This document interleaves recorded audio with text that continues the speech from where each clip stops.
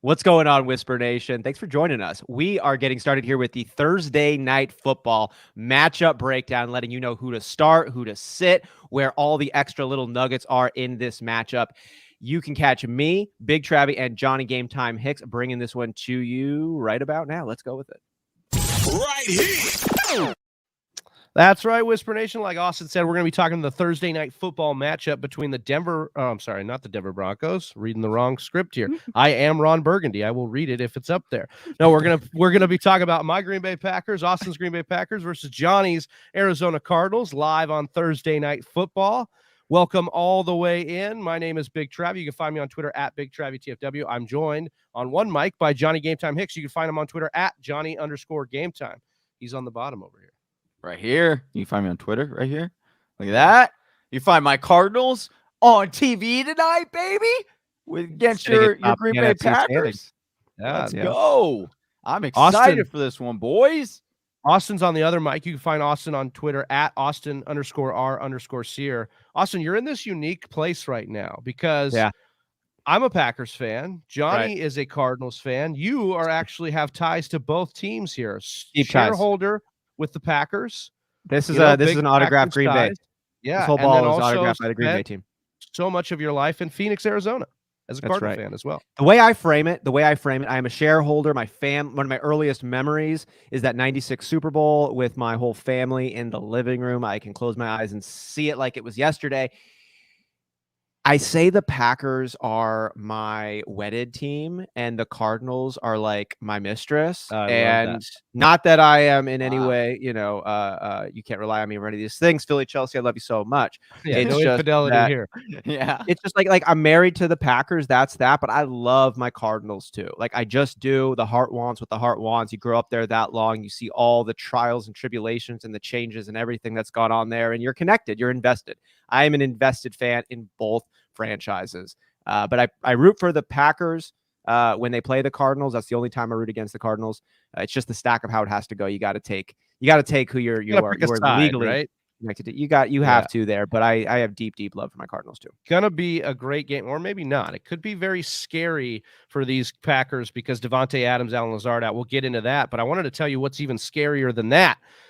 It's shaving your balls with anything other than Manscaped. When it comes to below-the-waist grooming, there's no need to carve your pumpkins this Halloween because Manscaped is here to upgrade your grooming experience. Go from a bite-sized candy bar to a king-size candy bar and join the 2 million men worldwide by going to manscaped.com for 20% off plus free shipping when you use the code TFWMAN. Get 20% off plus free shipping with the code TFWMAN at manscaped.com. That's 20% off plus free shipping with the code TFWMAN at manscaped.com.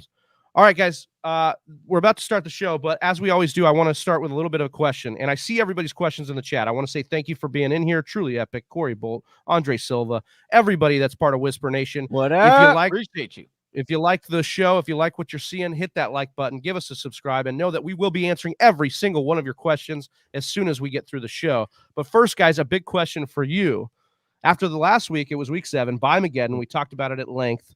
I wanted to ask you each of a bye week fill-in that was your favorite, or essentially what was your best what the heck call, given all the replacements we needed to make last week. Maybe it was last week for you. Maybe it's been in the previous years. Austin, what has been the most, gut-wrenching but payoff at that bye week fill-in? 2. I got a good one this week. It's about as good as it gets, actually. This is a good bye week fill-in and a good bye week fill-in story there, playing against your boy down here, Johnny Game Time Hicks, in our Dynasty League, where I needed a tight end fill in, and I get CJ Uzomah comes in there. He is then the number 1 tight end on the week. Johnny was number 2 in points in our Dynasty League of 12. I was number 1 in points by like 1.5 points. So Uzomah gets the best tight end finish of the week, as do I in the Dynasty League, by just about 1.5 points, though. So I need every little bit of that. The other one I just got to throw out there for the bye week fill-in was back in 2013, start of November, right around this time of year. Back in the day when Nick Foles comes in for the Philadelphia Eagles. 7 tutties, and he didn't even play the 4th, if I recall correctly. 7 touchdowns there. Didn't need Chris to. Thomas to the Fortress of Solitude back in 2013. Oh, that's such Talking a about great Chris's one. defunct trade that he offered me yesterday too. I've been just slamming Chris. Yeah, Chris last is 2 like days. this is Sorry, the man. I breeding love you. ground for CT. Well, I got him in Yeah. the league of records, so hopefully we're going to continue the Slam Fest this week. Johnny, Austin got you there on Monday night on the Monday night live stream. We saw that all live. If you guys joined us, that was a dynasty matchup for the ages. But what was your favorite bye week fill-in, whether it was last week or all time? All time would have to be, it wasn't like the player didn't majorly pop off. It wasn't a bye week like that. I've had a few that would have been fun and whatnot.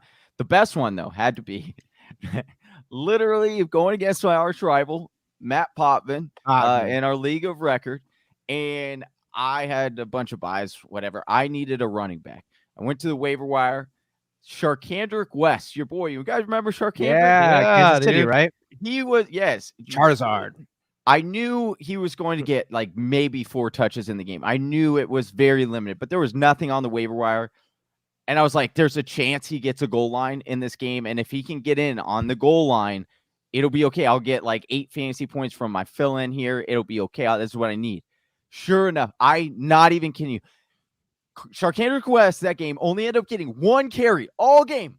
1 carry. It was from like the 3-yard line, and he scored in, and I ended up winning that week to beat my rival. But, and what, like I said, it wasn't a major week, but the fact it was just like, I needed a touchdown. I knew he was going to get limited role. He ended up getting it. It was a great feeling. You love it. That's probably one of my best stories. Yeah, I think those are both great bye week fill-ins. Nothing really came to mind for me, so that's why I was really interested to hear your guys' answers, because I didn't have one that really stood out. I remember a couple of years ago, it was a game I ended up losing.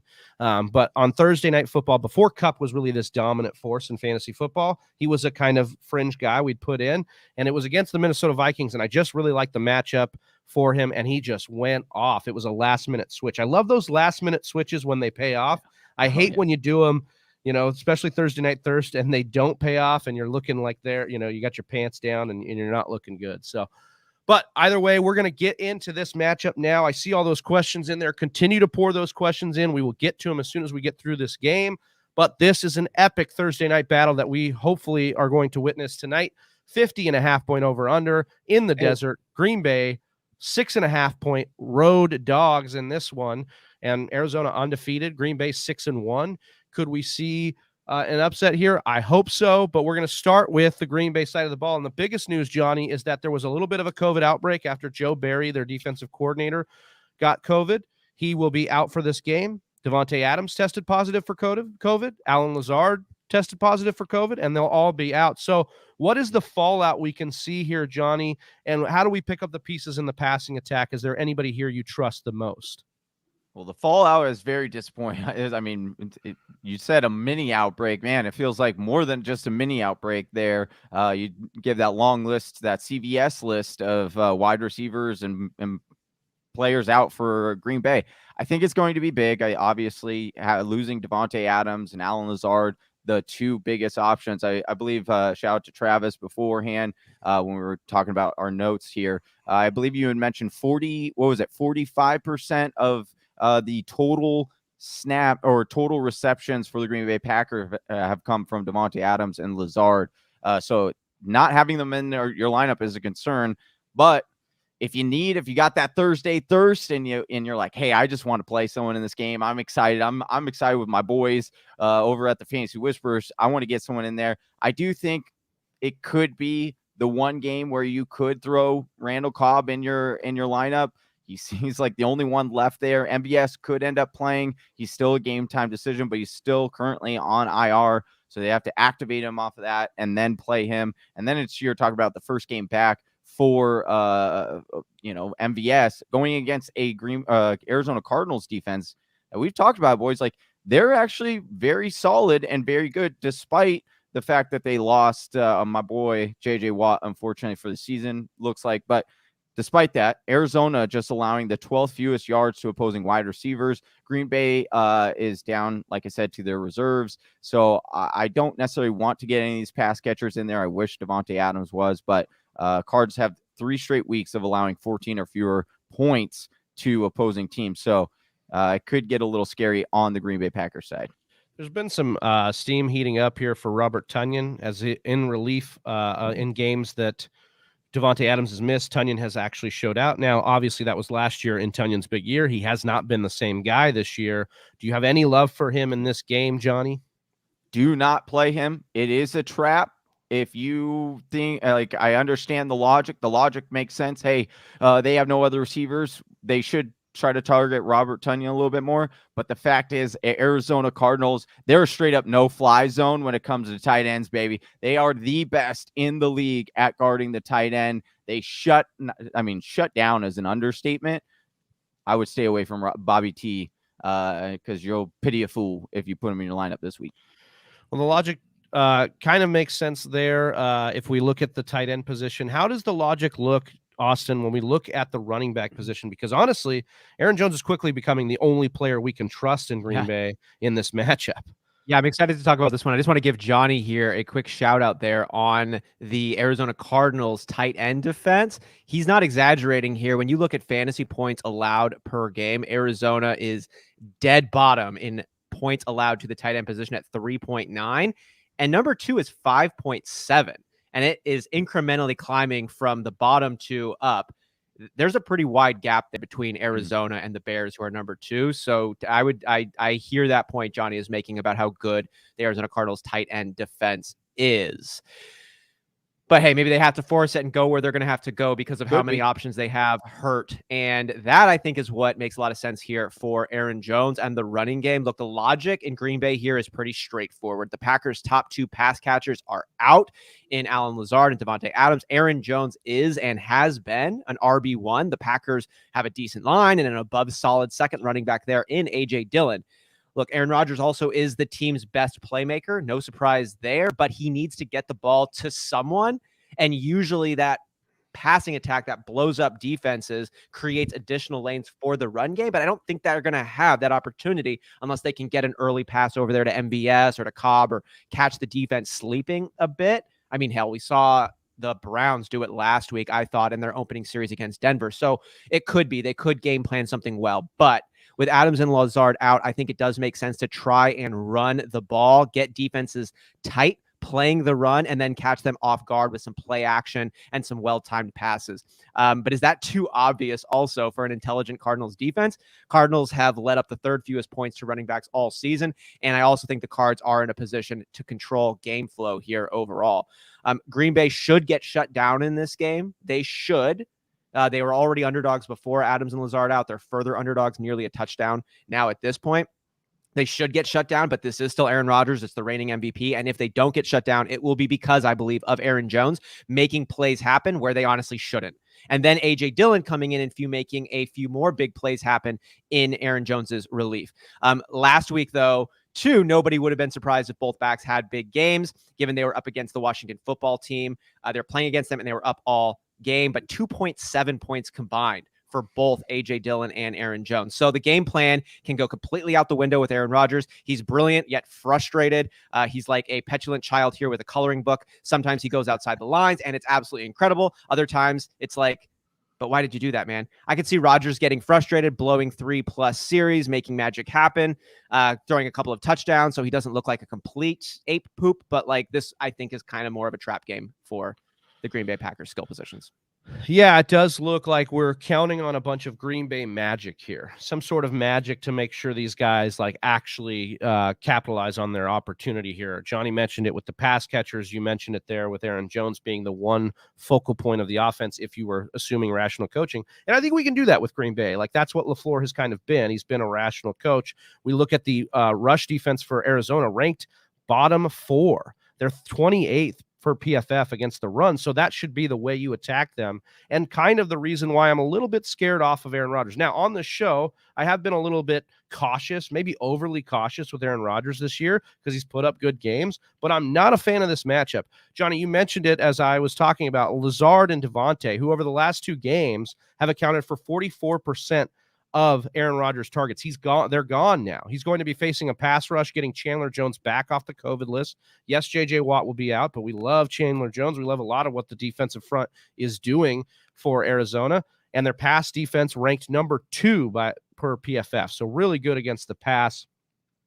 And when we look at fantasy football, the Cards have allowed only 2 passers to hit over 20 points in fantasy. That was Kirk Cousins Matthew Stafford, but they still kept those guys under 25. I mean, remember what they did to the Rams in that matchup on that Sunday a couple weeks ago. They made the Rams kind of look like a not very good offense, and we know they are a good offense. So their D has been very solid, and the way you attack them has been on the ground. If you have another QB in the 8 to 11 range in rankings, I would consider starting them this week. But again, I think if you're comfortable putting Rodgers on the bench, knowing that a magical game could happen and pop off on your bench, that's where I would do it. But just know that he could easily pop off for a big game. I have to urge you to be cautious in this matchup. We go to the Arizona side of the ball. I want to take a look at the pass catchers, Johnny, again, and see if we can project these guys, because it's been kind of a wheel. I mean, we know Hopkins gets his, especially in the red zone. He's been very, very productive there. But I want to talk about the other pass catchers that we have here as far as the wide receivers are concerned, and if you like them in this spot. Yeah, so we have to monitor Hopkins. He is going there. He should play. I expect him to play. But again, as of right now, they're still saying he's questionable. If he is out, I would upgrade AJ Green, upgrade Christian Kirk, and you could also probably see even an uptick in Ertz and Rondell Moore's action. However, like I said, I do expect Hopkins play. You're getting him in your lineup. He has been a very solid wide receiver for you, a low-end wide receiver one. We were having a good debate earlier with some friends on whether or not he should be a low wide receiver one or be considered a high-end wide receiver one. We have mentioned on a couple of shows. Make sure you go check those out on why we think you should try to get rid of DeAndre Hopkins right now and kind of sell him high if you can. I am playing him in this game, though. Packers, despite giving up the 9th fewest yards to receivers so far this season, have been slowly getting worse over the last few weeks because of the injuries to their secondary. And if you look at what they've done in the red area prior to the Washington game last week, Green Bay Packers had surrendered 15 touchdowns on 15 red area possessions for the opposing offense. So, Arizona, they basically have lived in the red area this whole season. I expect them to get there a lot this tonight. And I think that you could play Hopkins. AJ Green, I think, is fine if you have that thirst, or if you have a bye, you need him. I think you get AJ in there. Christian Kirk is an interesting dart throw for me tonight. Guys, he's seen over 17% market share in three games. He's also had a high of 28% market share in one of those games. You're talking about this secondary can be exposed to explosive plays. You could do a lot worse than Christian Kirk. And then just one last thing. I would, if you have Rondell Moore or if he's on your waiver wire, I would pick him up for tonight. If something happens to any of the wide receivers, you've got a stash on. He would be the number one waiver wire jump. If nothing happens, you could drop him and go on your way for this weekend. Sneaky ad there. Nothing sneaky about Kyler Murray's production. He's been an excellent QB1 that you're going to continue to fire up. But I want to talk about the running backs because there's been a little bit of a split. You look at Chase Edmonds, after seeing 23% and then 11% of the rushing market share in weeks 5 and 6, he saw a boost in that in week 7. We had projected him to be kind of the lesser play of James Conner, but he saw 43% of the rushing market share in week 7. That was his highest of the season. 15 carries was not only his highest of the season, but 5 more than James Conner last week against Houston. He still has 15% of the target market share in this elite offense, and he's yet to score a receiving touchdown despite having 5 red zone targets. That's third on the Cardinals. We want that. We want our top 3 options in the red zone on an elite offense. And yes, Conner dominates carries inside the 5, but Edmonds still does have 9 carries inside the 20. So they aren't completely going away from him in the red area of the field. We like that as well. Green Bay, you look at the matchup, middle of the pack, but much more stout against the pure rushing types like James Conner, while allowing the 9th most receptions to running backs on the year. This sets up for a really nice spot for Chase Edmonds. I think you're locking him in as an RB2 with RB1 upside this week,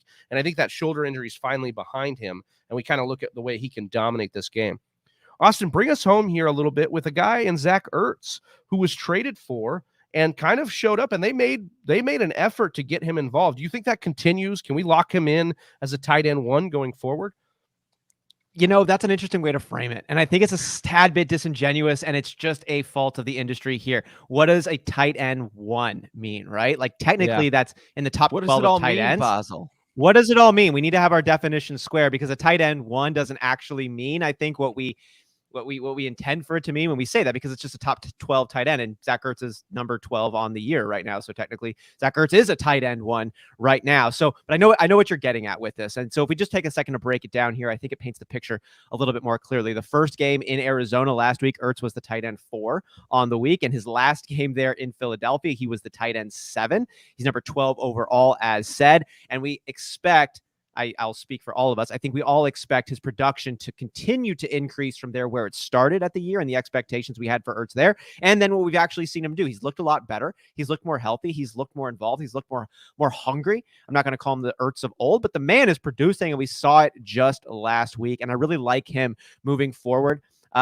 He's not going to be a problem for you on your team. He's not going to be the solution for your team either, but he's on a good offense. He's a good player. He's just far from the only one good player on the offense. So it's going to be ups and downs, but there's going to be touchdowns to be had, and he'll collect a handful of them before the season is done. Count you that. So I guess he's on that fringe. He's like any of these other streamers that we're looking the at. Back end tight end one. Yeah, he's like a Darren Waller replacement potentially. It's kind of like a Ricky Seals-Jones or some of these other guys we've picked up to stream. CJ Uzomah. You're just kind of Hunter Henry. Some of these guys that have been on the fringe that have popped off at times. He's the tight end flavor of the month right now. Yeah, we get like one every month. Yeah, that's a great way to look at it. One every we are done with the Thursday night football matchup breakdown, and we've still got 20 of you rocking here with us in the chat. Get those likes up, help us out, and we are about to go through all these questions as it says on the video. This is a sit-start show as well as the Thursday night breakdown. So let's start getting to it, guys. We got Truly Eric saying, "What's up?"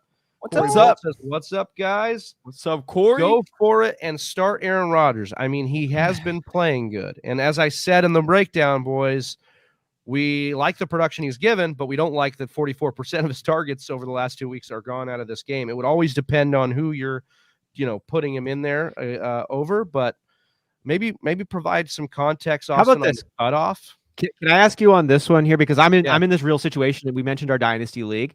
Yeah. I was really excited to bench Aaron Rodgers in the Dynasty League this week, given all of the injuries. And I was like, hey, who am I going to put in? Derek Carr or Lamar Jackson? I like both of them this year. They're both on buys. Yeah. So they're both on buys. So you don't actually have a choice. You have to play Rodgers tonight. Or oh, he's got one sneaking in. Because I'm looking at the waiver wire, and I just want to know, would you start Aaron Rodgers or Geno Smith? I'm going Rodgers. Yeah. Still go Aaron Rodgers myself. Aaron Rodgers or Ben Roethlisberger against Cleveland?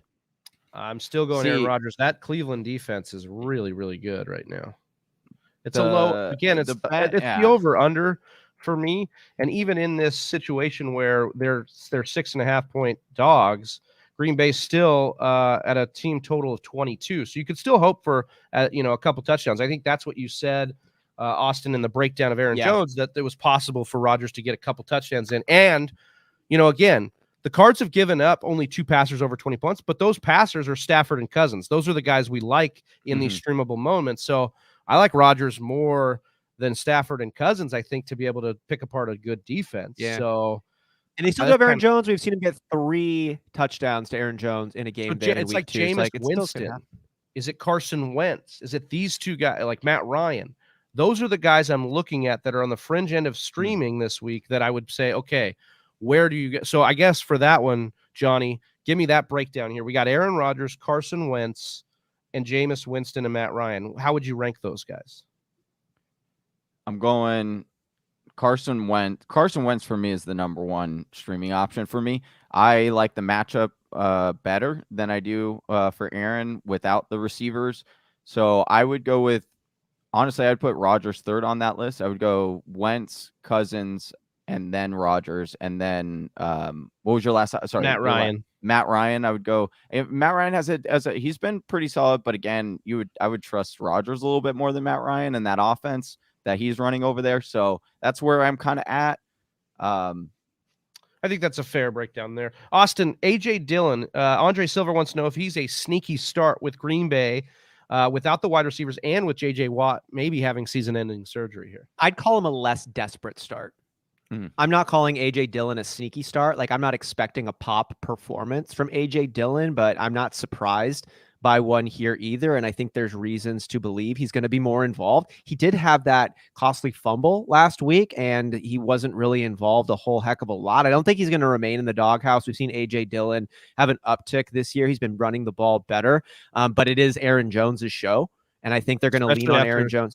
Fumble last week for A.J. Dillon, so that could really mean that they just... And they're gonna... I can honestly, thinking about it, like, they could go with such a heavy run attack tonight. And they should. Yeah, they should. That's how they should attack Arizona. They should keep it away from that elite offense. They should run the ball very heavily. But again, they get play action down the road. Yeah. I think that really would lend itself more to a guy like Aaron Jones, who's the playmaker, than A.J. Dillon. So I think, again, depending on who you would have, but I like that, a less desperate flex play. Not very a sneaky start there. Okay. Lucas has a question. Lucius here says, nice to see you guys on. Do you think you should start Cobb over Julio this week? Keep up the great content. We appreciate that, Lucius. We're going to continue to do that, and we hope you continue to rock with us, and everybody else here. Hope you hit that. I love that last name. It's so powerful, Varenus. I know. Yeah, 44. The number is part of his. I'm a man. Yeah, I'm 44. I'm 44. Johnny, here, like, this is Cobb has risk, but he has some reward baked in. He should see potential volume. He's got the chemistry with with Rodgers. Rodgers stood up in Cobb's wedding. You know, there's the shower narrative there for sure. Yeah. Hey. But I want to talk a little bit about Julio Jones too, who is in a great matchup, who kind of is limping around, but continues to like gut it out. Who has more risk? Who are you starting here? I think I'm still starting Julio. I know Julio's dealing with the injury. I think you're hoping for a day for Cobb, and everything has to go right, in my opinion, for Cobb, where it's like, I don't know if everything has to go right for Julio Jones to get you even an average day. You know what I mean? So it's like, why does everything have to go right for Cobb? He is beloved by Aaron Rodgers. He is force-fed touchdowns in the red zone. He's the only option that's there. If Randall Cobb is in any way an actual qualified professional football player, you don't think there's a chance that he I'm not. There is a chance for sure, but if you're saying, is that chance greater than the chance that Julio plays this week and does more than Cobb? I think that chance is greater. So for me, the odds would say, hey, I'm still rolling with Julio. I don't know. Cobb's situation. I don't know how to project the passing attack for the Packers. If they go run heavy, would that mean he's going to get more volume to MVS if we get MVS in this game? It looks like we might, down the sideline, or is he going to go through the slot with Cobb? Is it going to be a mixture of both? Will Tunyon get more involved? Is it really a game where Aaron Jones leads this team in targets? Like and what happens if what happens if the Cardinals jump out ahead? Yeah, I just don't know what to project, and I think I'm trying to like shade my Packers excitement in these decisions, and I wonder if I'm doing that too much in some instances, but we'll see how it plays out here. I love this one though, Cobb versus Julio. I go Cobb. It's a great question. I think I'm leaning with Johnny on Julio, but it's a great question. Such a hard call on Cobb. I mean, he's going to get some work tonight. I mean, that's the bottom line. We know he's going to get maybe the most work he's seen all year. I don't know what that equates to, though. Garrett Crumrine, what's up, man? He says, yo, what's up, guys? If Hopkins somehow doesn't start, is it worth starting A.J. Green? He would take Calvin Ridley's spot in the flex for me this week. Would you start A.J. Green if Hopkins is out over Calvin Ridley, Austin? I love AJ Green if Hopkins is out, but I was pitching Calvin Ridley here as a buy low target here coming off of last week. I know that Calvin Ridley hasn't gotten it done yet, but he has so many metrics there working in his favor. AJ Green I expect to see maybe his best game of the season or have the most opportunity he's had. I just really like Calvin Ridley this week too. What do you think, Johnny? Yeah, I would probably... I mean, if Hopkins is definitely out, I would probably go with. I think AJ. Hopkins is going to play, though. I think he's going to play. That's the thing. I do think he actually plays, so that's why I'm like. Hamstrings are tough, though. Re-injury risk, man. We'll see what happens. Very, very true. I don't even know if AJ Green's role would really change. I'd expect more from Rondell Moore and Christian Kirk if that happened, but AJ Green would probably still be going down the field on his 2, 3, 4 deep routes, right? And that locked-in tight end one, Zack Ertz, dude. They would move, so AJ would become the dominant, and then Christian Kirk would slide over to that AJ Green role, and then Rondell would Moore. So if you get more snaps for Rondell Moore, I don't know how he wouldn't see more. Oh my! I think to Austin's point there, yeah. I honestly if that were to happen, the player I would want the most to play actually would be Rondell Moore over AJ and Christian Kirk. If Hopkins is out. Yeah, you wonder how much of the production for Kirk is because he gets to play in the slot right now. Mr. Ed says, should I start AJ Green over Marvin Jones Jr. or Claypool in half-point PPR? Austin, our matchup show yesterday, you told us all how horny you are for Claypool, baby. For Claypool, are you horny enough to start him here over all these guys? Does he make you Randy, baby? He does. Accusing says, what's up, man? What up? Ryan Evans, would you guys start Cardinals D tonight versus Cowboys D versus Vikings? Yes, this is a lower over-under. They are favored by a whole lot more than Dallas is. Dallas is only favored by 2 against Minnesota, and they're going on the road. Don't look now, but the Cardinals are the #1 fantasy defense. Yep. Don't look now. My cat's just joining the show. Don't look now. Mishak is part of the show now. Yeah. Corey Bolt says, my best bye-week pickup was linebacker Foy Alukun. I hope I. Oh, wow. Sub in for TJ Watt. Ooh, nice, Corey. Hey, getting that defense in there. Some IDP that's big. Dude, that's the thing, though. Like with IDP, having something like that's a game changer. Like you're winning your game because you're not going on defense. It's so hard to get that many points. So Ryan Evans says I had the same choice. Truly Epic's telling Ryan Evans he had the same choice as Dallas or Arizona, and he picked up the Bengals because it was so tough. Would you, Johnny? I know you love your Cardinals. Would you start the Bengals defense over the Cardinals this week? Over going against the Jets? I mean, the absolute smash spot against. Yeah, I think I would actually probably go Bengals in that case.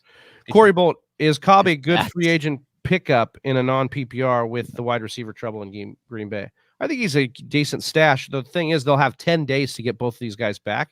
But Lazard is the outside shot because he's not vaccinated. He's not vaccinated. So he could miss another week. Cole Beasley. He's not vaccinated? That's what I read. Dude. Yeah. No vax for him. That's why I was like, at least that was why he was automatically ruled out because if you're not vaccinated, you're automatically out for 10 days, I think.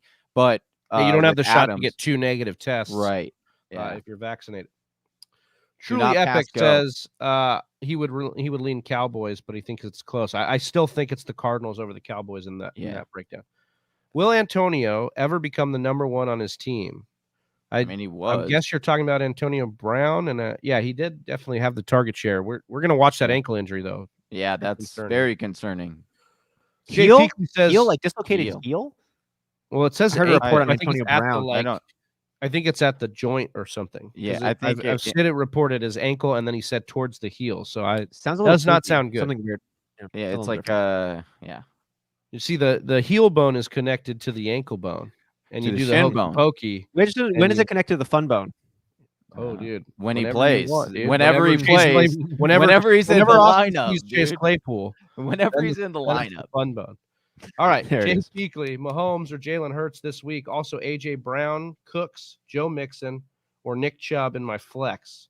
It's a nice team, dude. Nice flex. Well, I like it. Well, he knew he was flaunting some stuff with the in my flex. These are the 3. He's got that. Dogs. He kind of looks like the little devil there in his photo there with a cool end of a joint or blunt or something there. Yeah, what are you doing? Man, you're chilling it. You smoking dope? Good job. I'll come hang out with you, Jay Peakley. Yeah. What do you guys like? I think I'm gonna go Jalen Hurts over Mahomes until Mahomes, I can see. How is his health? Is his neck attached? Seems Dude, like this is the world we're living in right now. Hurts is more consistent than Mahomes so far this year, and unfortunately, that means most consistent quarterback in the NFL. Right. For fantasy, yes. Yeah, for fantasy, for sure. Yeah. So I like that's all that matters. Even though I could see this be a game where they get up big via the run and don't even need to use Mahomes and risk him doing this. They could go back to basics, run a run-heavy scheme against the Giants. We'll talk about that more. So make sure you're tuned in on the podcast or over on Patreon as we break down that game later this week. Yep. But I would go Jalen Hurts. And I think it's A.J. Brown for me in the flex, given that matchup. Nick Chubb coming back from the injury. Joe Mixon also in a good matchup. But I think... Who do you have at running back that... you've got to have... If you were saying that Joe Mixon and Nick Chubb are both flex consideration, and we're telling you not to start them. Those are fine. Who are your 2 running backs that you're definitely starting then? Like, do you have how do you sit Nick Chubb? I don't know. That's wild. Cool. Great job, though. So, James, this is great. James Laundry asks, think Rob Tonyan is a start this week because of the lack of receivers. Accusing says, I believe in Tonyan. I'm still rolling him out there. And if I don't do good, I should have listened to Johnny. Hey, trust your gut. We always say trust your gut. Accusing. You know what I say really quickly? I want to say on this one. What can sometimes happen with these situations, and why Tonyan, I think we all know this, but I think about it when you're playing Risk, right? Like if you're playing Risk where you've got all your pieces and you got all their pieces, and you don't want to go up against an army and roll the dice, say if they have 20 and you only have 10, even though you get the extra dice roll advantage, you don't want to go up that situation. But you find yourself sometimes when you're playing the game of, this is the only option I have to go. And I don't want to take my 10 versus their 20. Normally I would steer away, but I don't have another option. Let's roll the dice. And then you end up being you end up hitting. And that's what could happen with Robert Tonyan. Sometimes you got to roll the dice. That's what could happen with Bob Tonyan in this game because they don't have any other options and they lock him down. It's like, look, I know that it's tough to throw on the Cardinals defense defending the tight end, but I don't have any choice. Roll them dice. Dude, I feel like you have a better opportunity. Up with that cheese whiz on the crackers right now, dude. And I know I shouldn't be eating it, and I know I shouldn't be consuming it, but I am, dude. I'm taking it down, and I love it. If you fall for this Thursday thirst, dude, that's a terrible tequila shot over a big gulp. I'm telling you. Jared asked if we take questions. We're taking them right now. As you see, brother, we take them at the end of the show. We appreciate you. If you're new to the channel, Jared, hit that like, hit that subscribe. Also, the Discord channel is a great community to join. That link is in the description, so make sure you're in there, Jared. We love hanging in here. Yeah. Jason, you think I should start Tommy Sweeney, Ricky Seals-Jones, or Tyler Conklin? Johnny, I'll let you take this one here. You're deep. Yeah. I think I would start Ricky Seals. It's not the best matchup on paper, but he's been fairly solid with both targets he's given between 6 and 9. Ever since he took over, and he's falling between 40 and 50 receiving yards. He has the upside to get a touchdown, so that's where I would go with Ricky Seals. Truly epic, with a truly epic call out here. It says Tonyan will get you at least 10 fantasy points in PPR. I'd say he's calling. Wow, that's a bold strategy, Cotton. Corey Bolt says, is Cobb a good free? Oh, we did this one already. Non-PPR, I have Keenan Allen, DJ Moore, and DK Metcalf. I mean, I don't know that you'd be dropping any of those guys to go pick up Cobb, but if you have a bench guy worth a stash, maybe. Yeah. And important to say, you alluded to it earlier, Travi, but Randall Cobb, I think, is a fine play this week, but not moving forward. Yeah, it's not a long-term option. Yeah. And Adams to be back with 10 days of rest. Is Chase Edmonds look good, still trending healthy? Yeah, it does look like he is trending healthy. Yeah. And like I said in the breakdown, I think he's a good start this week over Connor. I think he's going to be the advantage this week.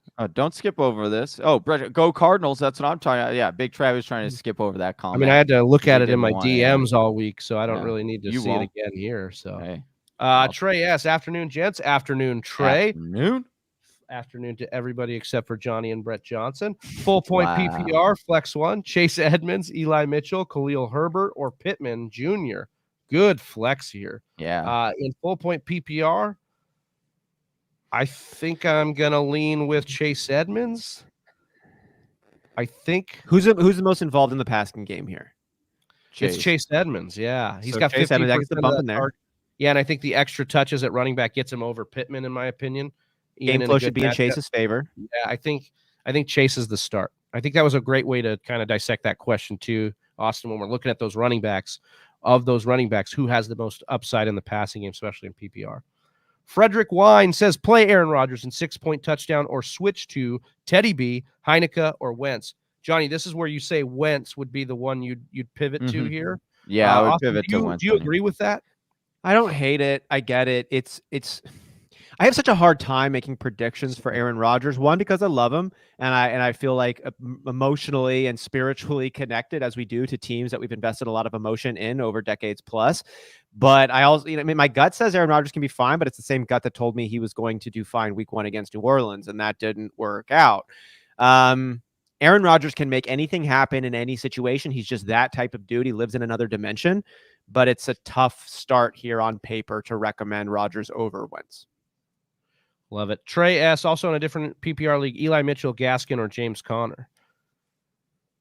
See, Gaskin could get a nod here because of the work in the passing game, but the problem is that defense against Buffalo, like he's going to be absolutely stuffed on the ground. You're not on your boy Eli? I'm staying the Flames. Yeah, I'm staying the Flames. Just PPR makes me think about Gaskin a little bit more. Yeah. That's all I'm saying. Like, yeah, I know I've been pressing on you, Travis, for the Elijah Mitchell commentary and the circle of backs they bring out there in San Francisco. But after this one, it's like no. It matriculates. Yeah, I think as long as Jimmy G, my concern with Eli Mitchell maybe going forward is that they will eventually turn to Trey Lance again.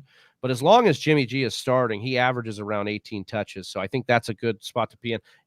The problem also, too, is I'm a little bit scared, a little bit hesitant because of Hasty's work in the passing game, but he wasn't efficient. So if we can see some more work for Eli Mitchell in the passing game, I'm really going to be wheels up for him going forward. But in this particular question, Trey, we do like Eli Mitchell here. Mm-hmm. Jay Rain Lai says, "What's up, guys? What's up? Rain? What up?" Truly Epic says at Frederick Wine, I'd still go with Aaron. I got the same situation and could play Kirk over him, but I'm not going to do it. I would play Kirk Cousins. I have more faith in Kirk Cousins than Carson Wentz this week in that matchup against Dallas. Is a 55.5 point over under. That's the highest over under on the week, and Dallas only favored by 2. I have much more confidence in Kirk Cousins. This is the grossest thing I've said all year. I have much more confidence in Kirk Cousins than Aaron Rodgers this week in fantasy football. And for that reason, he's probably going to bomb you. Yeah, probably. Show me on the doll where Kirk Cousins hurt you. Right, yeah. That's usually what happens with Kirk Cousins. Everywhere. Yeah. Start Kirk Cousins or Aaron Rodgers, Jaquifis. I'm riding the Flames with Kirk Cousins. We'll talk more about that. Make sure you get over to the podcast and get the matchup breakdown number 2. He's shown up in big games before like this, but you're right, it is risky. Yeah, and he has also bombed in big games. Like Rodgers has a little bit of both in his repertoire. As Austin had said, he's like that child with the coloring book. Sometimes outside the line, sometimes like, why the hell did you do that, little guy? Yeah. Is A.J. Dillon a sneaky play tonight? Groggy style for me, it's either Dillon or Jacoby Myers against the Chargers. Austin, I'll ask you this because you said a less desperate play. Are you going with Dillon over Jacoby Myers? You know, I think I am enjoying benching Jacoby Myers in our league of record. I love seeing him not in my starting lineup. AJ Dillon's floor is really, really low, even in this situation, because I think Aaron Jones gets smashed, and I think Dillon only comes in relief. I don't know exactly how healthy Aaron Jones's ankle is, but it looks better. He also looks like he's running well. Jacoby Myers is the dude.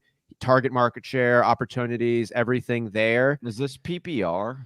That's what I'd like to know. Even if it's not, it's the floor of Dillon is so low. If this is PPR, or if this, I would PPR is go Jacoby, obviously.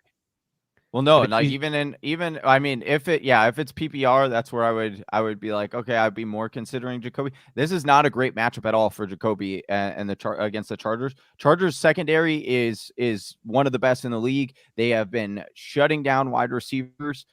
Doesn't matter what your name is, who you are, or what offense you play for. They have been shutting down wide receivers. So I would actually probably, and just due to the fact that we could see a really heavy run game tonight, I think I would go probably Dillon over Jacoby. I'm with Austin cases. on this. I think that the snap share for AJ Dillon is still too scary. We're seeing sub 30 in 2 of the last 3 games, even though he has a spiked week with the 40% snap share in that game too.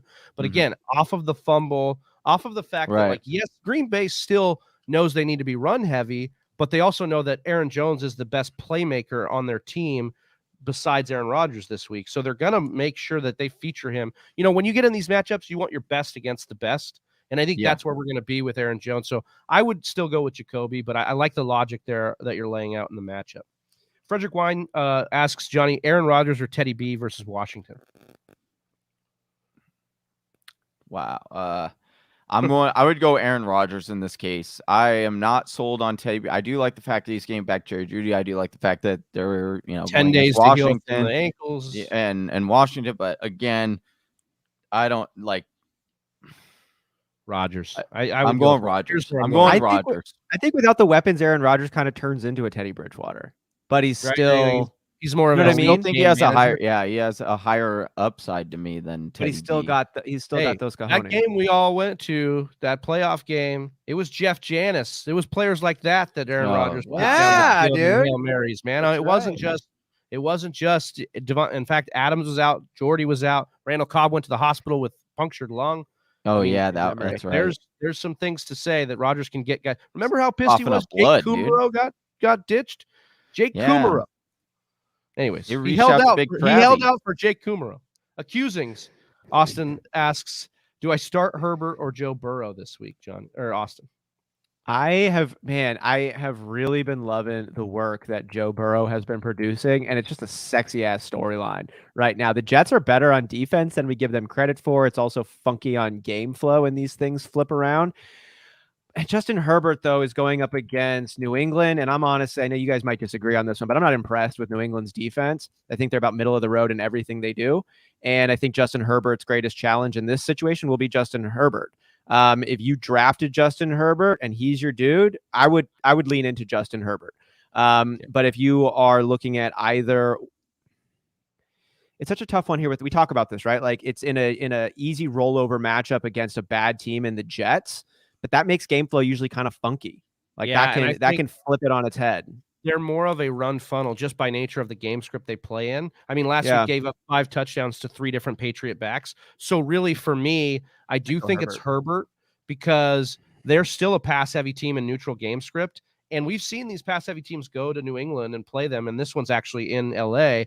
But remember what Dallas did to New England. They put up some good points there through the passing attack as well. Mm-hmm. All right. Frederick Wine says, where do you guys have Teddy B in that mix of behind the guys Rodgers? Mentioned? I think behind Rodgers. Behind Rodgers there. But I guess it would be over like a Matt Ryan maybe or Jameis Winston. Oh, in that mix-up? Yeah, I would. I think I'm starting Matt Ryan over Teddy B. Yeah, I would put Teddy B at the last. Teddy B above Winston for me. Me too. Yeah. Start McLaurin or Randall Cobb. Terry McLaurin, man. Oh, yeah. Terry McLaurin absolutely. is a wide receiver 1. They whispered about his ankle, but that seems to be a quickly extinguished whisper too. And like he's just banged up and he keeps doing good work. Yeah.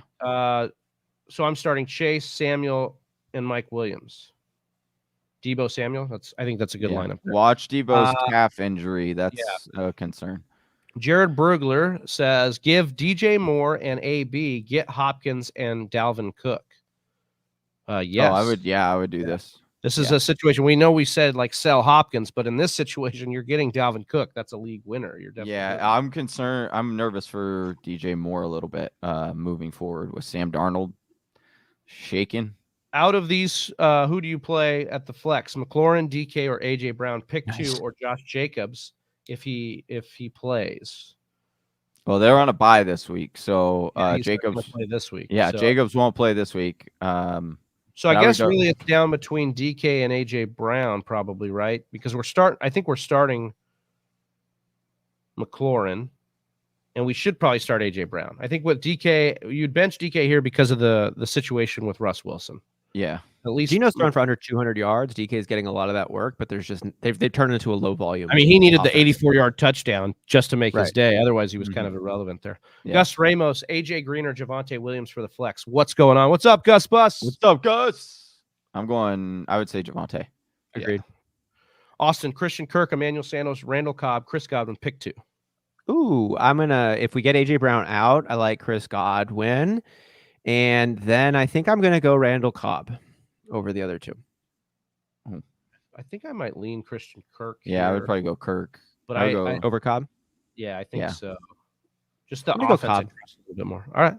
I like that. We'll see what happens tonight. A little same game parlay. SBB, what do you guys think about Allen Robinson versus Judy rest of season? I would drop Allen Robinson and I would pick up Jerry Judy. I think that's basically all you need to know about what I think rest of season for those 2 guys. One thing to watch and monitor, trade deadline next week. There are a lot of rumors swirling right now that Allen Robinson could be on the move. So just be monitoring weary of that to have those waiver wire trigger figures ready. For when he gets any of these players worth dropping, keeping? Jamal Williams, Singletary, Renfro, and Chenault. You could drop Singletary. Yeah, I think you can drop Singletary, and you could borderline drop Chenault, although we'll talk a little bit about why I think Chenault is a sneaky stash still.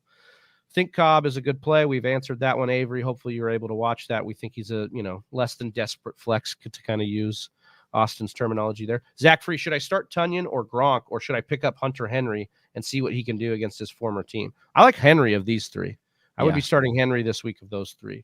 And I'm not so sure. Is Gronk still questionable? We'll see. Yeah, if he does play, I think you need to roll a contingency plan out there. I just tweeted out that he's seen about 37 scoreless yards in 3 contests against New Orleans as a Buck, and I just don't really trust him yet. Mm-hmm. Aaron Rodgers or Daniel Jones? I'm gonna go Aaron Rodgers here. Danny Dimes just is the guy that the bottom could fall out any week, and I don't want that in my lineup. And the issue that we have with Aaron Rodgers is his weapons are banged up. Yeah, does that apply to Daniel exactly. Jones? Yeah, that's true. Yeah, that's a good trade for David Montgomery. The Bears' backup's playing really good, and Monty has a good playoff schedule. Johnny, I know you are probably a fan of this, but I have a sneaking suspicion that we're going to see more of Herbert than we want to see down the stretch because of how well he's played in relief here. Do you have any of that concern here for Montgomery? No, I mean, will Herbert get some touches here and there? Yeah, he's going to take over Damian Williams' spot, but this is going to be it's going to funnel mostly through Monty. So I would actually, I don't mind trading for him. I think he has an amazing schedule coming up, and we know they love to run the ball. That's basically all they could do to move that ball, and so I'm fine. I do think David Montgomery steps back into the workload he's had. Any updates on Tariq Cohen? Supposed to come back next week. I think maybe they're thinking about activating him, but he can officially be activated now. So that's why it's a little concerning that we're already into week 8 and he's still not activated off of that. So it doesn't look well. Avery asking a good question here. Gainwell. I think you mean Chase Edmonds, but we're gonna Gainwell or Chase is my flex. Austin, hot waiver ad for Gainwell here. Should see increased usage, but we got Chase Edmonds in a decent spot tonight. I like Chase. Give me the double. I know. I get the logic on Gainwell. I think Boston Scott's going to be more involved than a lot of people expected coming in. He had his most usage last week in all capacities with Miles Sanders going down and moving. Yeah, so I just like that this week. We know what Chase is about. We just don't know what Gainwell is about, and Jalen Hurts is still the real runner over there. We love that everybody's popping off with us here in the new format, having Thursday night here on the actual game day. Over 25 of you in the chat. Get those likes up if you're new to the channel. Hit subscribe and let us know. We're going to start rapid firing through these questions, get you guys answered. Mark Andrade, I need one flex for 2 leagues, PPR, Higgins or Gibson, and standard, Melvin Gordon or Randall Cobb. So I'm going to go with Melvin Gordon in your standard league there. And in PPR, man, I do like Higgins, but this is a tougher matchup. And I actually think this is the week to play Gibson. They're in a decent script right now against Denver. So, and he's still seeing good red zone usage as a runner. So I'm going to I wish they didn't work Gibson as hard as they are, but I was watching him last week after benching him and starting McKissick, and they want Gibson to run the ball. Oh yeah. They're all about it. So I think, it's a tough one as an owner. You're like, man, stop it and get him some rest. But just be prepared that it could be the last day. Yeah, it could be a short-lived day. Accusing says I have Prater or Crosby. I think I send it with Prater. Yeah, absolutely. Prater is a top 5. Oh man, he's been awesome. Javonte Williams, Julio Jones, or Jalen Waddle for my flex. Austin. If it's in PPR, I do like what Jalen Waddle's been doing volume-wise, but Javonte Williams, I think, has a really, really nice floor, been involved all over the place. Julio Jones is risky. He'd be my 3rd for sure. PPR, I'd go Jalen Waddle ahead. If it's standard, I'd lean Javonte. Love it. Mr. Miyagi says, yo, can't stick around, but wanted to stop by. Mr. Miyagi. Appreciate you. Ron, standard league, would you start AJ Green or Randall Cobb? I would. Oh, man. That's actually. I'm going to go Cobb. Yeah, I think I would lean. I like Cobb the reliance they might have on Cobb. AJ Green could be an afterthought. Yeah. Randall Cobb could get shut down, but AJ Green could be an afterthought. Yeah. John Zangraro, I need one receiver at a flex. Calvin Ridley, Chris Godwin, Kyle Pitts, and Joe Mixon. I'm going to go with Godwin here in this matchup with AB out. He's seen the most red zone targets on the team, and I think he's almost tops in the league in red zone targets. I like Godwin this week. Truly epic. Devontae Parker or T.Y. Hilton or a flex at flex this week, assuming they both play, Johnny. T.Y. Hilton for me. Half point PPR, Chase Edmonds or Elijah Mitchell. Give me Elijah Mitchell. I think it's more guaranteed workload here, but I do like the matchup here. Thoughts on playing Gainwell? We answered that one for you, Avery. Who wins this trade if made right now? Ridley and Zeke for Kupp and Barkley. Debating on making this trade because I'm very, very confident I'm making the playoffs. Man, this is you love tough. Kupp. I absolutely love Kupp right now. There's a lot of upside on the second. Can Barkley come back in the next week or so? Like, is that going to happen? he gets. If that happens, then I'm going to go with the Kupp and Barkley side, because Ridley's upside isn't what Kupp's is, and Barkley's upside is what Zeke's is. Yeah, I think I would do this. That's why I would do that deal, but we got to hope that give Aaron Jones and Mike Gesicki, receive Adams and Chase. Already have Waller on my bench. Jamar Chase? Yeah. You get Devontae Adams? Yeah. And Jamar Chase? That's a sexy combo. Or Chase Edmonds. Either way, I would, Jamar Chase would be absolutely smash. But yeah. Thanks, guys. Also, should I start P. Ryan or Jamal Williams? I'm going to go with Jamal Williams. I think his role's been a little bit more secure. Jared Brugler, pick 3: Tunyon, Gronk, Gage, Slayton, D'Ernest. Give me Slayton, D'Ernest, and Tunyon here. I think that's the 3 I'm going with. Gronk, I just even a worse matchup. If Gronk plays, I'm playing Gronk. But I do like the Slayton and D'Ernest are probably my top 2. Walk through a haunted cemetery or a haunted house. The house, for sure. I go cemetery. I can see. We used to walk through cemeteries every single day on the way to class at NAU because we were surrounded by 3. So we did that for 4 years. That's true. Darrell Henderson or Henry are auto starts. Do I start D. Williams versus New York Giants or DK versus the Jacksonville Jaguars? Darrell Williams. Darrell has a smash spot, the Giants are just. I got Tony, Galladay, and AJ Green. If you could start 2, who would it be? I don't know if Tony plays this week. I don't know if Galladay plays this week either. So you're definitely starting AJ Green. Yeah. If you're going to start 2, if Tony and Galladay both go, I think I would lean Tony. We've seen him more involved than Galladay in this offense. Yep. Do I bother stashing David Johnson if I have Cook, J-Rob, Gibson, Chuba, Carter, Gainwell, wide receivers Ridley, Antonio, Emmanuel Sanders, Kadarius, AJ Green, Landry? Yeah, I don't know if you need to pick up David Johnson with those backs. I think Austin's right on. Austin, shout out to him. Prior to the season, he said one of his bold takes was that Philip Lindsay would be the running back for Houston starting, and I think it's going to be that way. Yeah.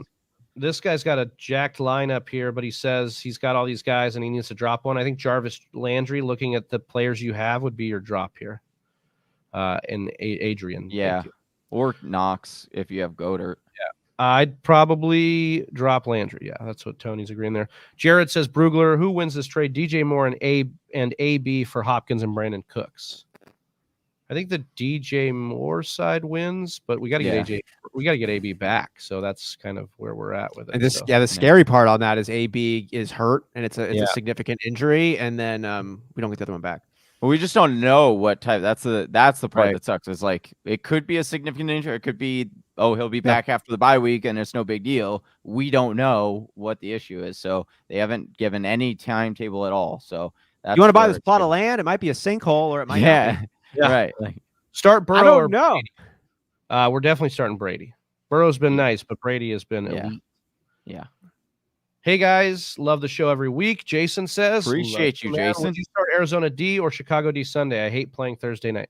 I'm starting the Arizona defense. I think they that just have Thursday thirst. You've seen this in matchups when a defense exposes itself as being the elite option on the year. They can get in these games against tough offenses and still have points, and that's what I think we can see with Arizona here. Marcos is asking Austin, concerned about D Hopkins, would you start Cordarrelle Patterson or Darrell Williams instead in half-point PPR? I would still go with Hopkins. He just doesn't practice. Dude doesn't practice. He's all right. You talk about practice. Matt Gidley says, if you could start 2 out of AJ Green, Tony, and Galladay, who would you choose? We answered this one earlier. We're going to start AJ Green and then Tony if he plays. Who wins tonight's game? I'm going with Green Bay. I like Green Bay as well for all the wrong reasons. Cam in here with a super chat. Let's hit it with a woo! Cam, I'm playing AJ Dillon over Javonte. How dumb am I? Well, first of all, you're not dumb. Actually, I don't know. You could be dumb, I guess, Cam, but I hope you're not. I think so. I think you can work a computer. You can log in. You can link an account. Use Let's take some stuff. You're the smartest guy in the chat, as far as I'm concerned, using that super chat. You came right in here and laid it down, and you get first of the list. That's not a problem, though. It's not a great situation here, but you're not that dumb. Yeah, I would rather go I would go with Javonte. Javonte over AJ Dillon, though. I think he's got a more firm role, and the snap share That's true. kind of scares me here. That's true. Who wins tonight's game? We talked about Green Bay. Joshua, Cardinals are winning. W says start Tom Brady or Kirk Cousins. We're going Brady. Start Gaskin or David Johnson, full point PPR. Gaskin. Yeah, I think so too. Accusings, appreciate your help, and let's go Green Bay, Travi. L for the Cardinals. LOL, all love. Yeah, that's absolutely true. Accusing, speaking the truth that we all want to hear here today. Brett Forseth says odds of Deshaun Watson being traded by November 2nd. Also, I'm going to actually ask you on this one. I know that we've been talking about it a lot. Do you think the deal gets done? In my gut, I think they kind of sit tight, but it can totally happen. It can shift. He does still have a lot of skill. We've seen someone like a Josh Gordon who has less skill still get involved. Johnny and I had this bet about Antonio Brown years ago that I bet he wished that he took up, because like Antonio Brown's not going to play 3 more games. Now here he is. We're talking about him being a wide receiver 1 still. Right. So I think Deshaun Watson he's still around. He can still play football, and we're still talking about him being around football, all the social and legal issues. They are not irrelevant. This is why he's not playing right now, but I think people are trying to find a way to get him involved. I'm going to say 100% he gets traded by next Tuesday. Well, that's a big percentage. 100%. They're saying there's conflicting reports saying that they're trying to wait until a settlement comes. Right. So I think they want to. I think there's a lot of things. Here's what I think they're doing. They are, and no one's talking about it. Miami plays Houston next week. They are not going to trade Deshaun Watson this week and grab all those picks. And they'd be like, oh, yeah, by the way, we need you to lose Miami, and we're going to give you Deshaun Watson in 10 extra days to learn that playbook before you go up against us. No, that's not what they're going to do. They're going to trade Deshaun Watson next Tuesday, the very last moment they can. It gives Deshaun Watson 4 days to learn the playbook, and then they play him. And guess what? Houston will probably beat Miami that week. People that probably don't need to learn a playbook, Deshaun Watson is probably on that list. I think this is a big brain situation. Seriously. I love the ties you're calling here, but I think it's a big brain situation that you're kind of overthinking it. I would listen to Johnny before I would listen to myself on this specific category here. He's had a good nose for it. I don't think it does happen, but I would listen to Johnny and I'd be like, if I have to put a bet, I'm going to go with what Johnny recommends here, but he's taking me off of what I think.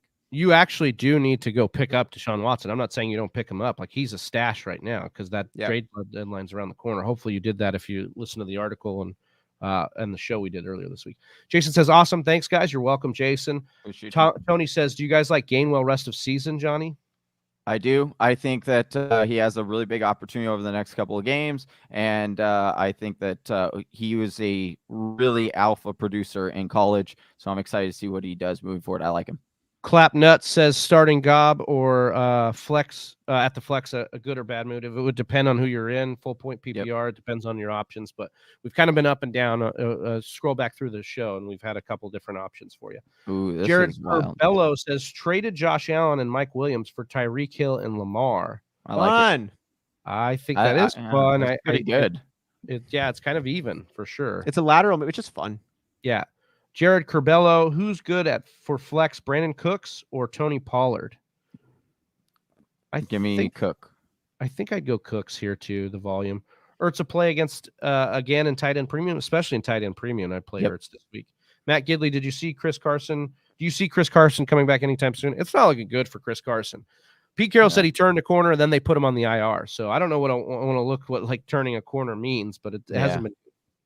Last question, do I trade Aaron Jones or D. Williams for Mixon and D. Williams for Mixon and Robinson? Is this Darrell Williams? I would do this deal. No, yeah, Mixon, it's got to be. Well, yeah, or Damian. Either way, I'd do this deal, I think. Yeah, I would do this deal. I'd get Robinson and Mixon the rest of the season. They're getting similar volume to Aaron Jones, and I think that's 2 is better than 1 there. Jason says, I wish Deshaun Watson went to a team like Washington or Miami or even the Cleveland Browns. We're going to probably see that happen here. Yep. Last couple questions here. Get offered Hubbard and CMC for Aaron Jones and Devonta Smith in a PPR league. I would side with the Aaron Jones and Devonta Smith side of this. Pretty sure. I wish I knew a little bit more about CMC. Yeah. coming back. Is Tony a must start if he goes? I believe so. I think he's a good so play this week against Kansas City. Should I trade Henry or Swift and D-Hop? Should I trade Henry for Swift and D-Hop? Oh. Derrick Henry for DeAndre Swift and DeAndre Hopkins. Oh, this is tough. Is this PP? If it's PPR, I'm keeping Derrick Henry. I know he's so good. He's got that thing when you blow when you blow up an air balloon or like a little one, and then all of a sudden it gets really, really, really, really big. Like Derrick Henry has that ability to get like so big as where Swift and D-Hop, that balloon would have popped by that time. He can get you 45 points. And it's not a surprise at this point. Like it's the best player in the deal, and it's the best player in the league. Any update on Clapnut says any update on Gallup? He has returned to practice. That was the big question. If he would return to practice, he has done that. They activated him for return. So that's the update there.